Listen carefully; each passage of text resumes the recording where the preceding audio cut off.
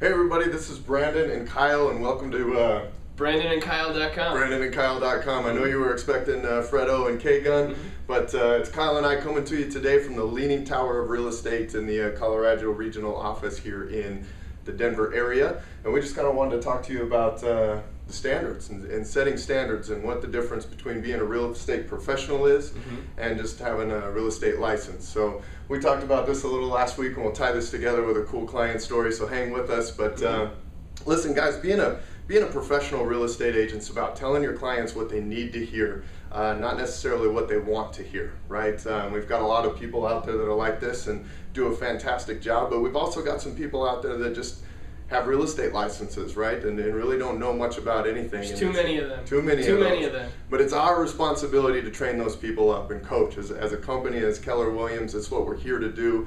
And we're really trying to make an impact on that in our office as well.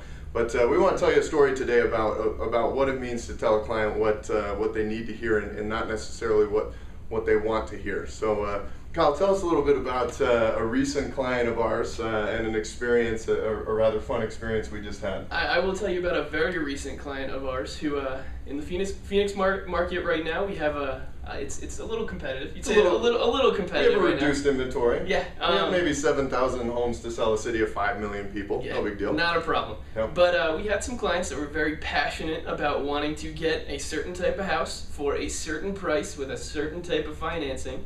That was non-existent. It was non-existent. Right. They had basically waited too long, and pretty much they had waited themselves out of the market for what they wanted. Right. So pretty much we let them try their approach just one or two times. Building trust. Right. Didn't work out at all. It was no fun. Last thing I like to do is waste time and waste gas. Right. So we didn't want to continue to do that. Right. So pretty much I let them know, you know what you want for the price you want, it's not going to happen. I apologize, but let's do something else. Let's try a different approach. Right.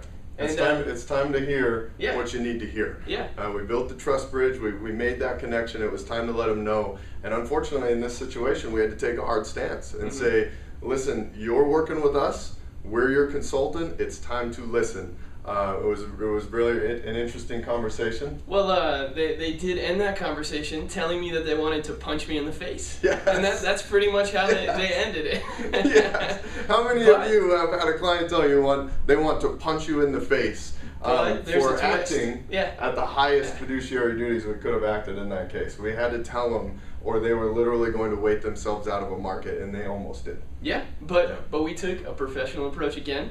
We sat them down in a room, we talked to them a little bit. I let them know that I was very sorry that they felt that way, but I wasn't going to take back what I said, and I wanted to explain to them. So Brandon and I sat down, we talked to them for about an hour, had kind of a second consultation after the buyer consultation. We had to bring them back into the office and bring the expectations back to where they needed to be. Put a reality check on the market for them. That's right. So we brought them in.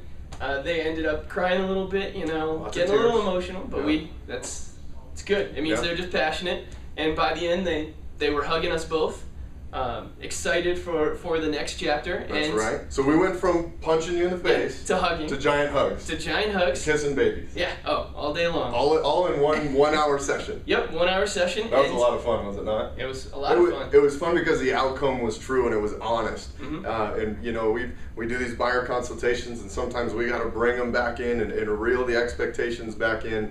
I think we did a great job of doing it. I think so. We make light of it, but we were very emotionally connected to this situation and very emotionally connected to getting these people the outcome they wanted. And we knew the only way we were going to do that is to get real with them, even though they were fighting us every step of the way. So Kyle, are we closing these clients? Their deal finally went? Today. We're closing it today. Lock it down. Their dream home, they're excited, everything worked out perfect. Yes. So how many referrals are we getting from these people? We've already gotten one. We're going to get 3 or 4 more. We're going to send them over a sheet at the end of closing and say, fill it in. Fill it in. Fill it in. That's right. Fill this in with all the referrals you can get. You know what?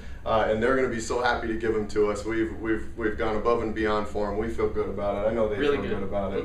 And we want you guys to feel good about it too. Thanks for hanging with Kyle and Brandon at KyleandBrandon.com. Kevin and Fred will be back sometime. You might see us again. We're happy to be They're here. on vacation. I think they're in San Diego again or something like that. Yeah. Probably. Do they even work anymore? Do you guys know? They don't work. I don't think they We do. do all the business for them. Yeah. Don't tell anyone. Yeah. But Do they still have Group 46 then? No. Ah. No. We'll keep it alive for you Yeah. anyways. It's good. Thanks for coming, guys, and we'll talk to you soon.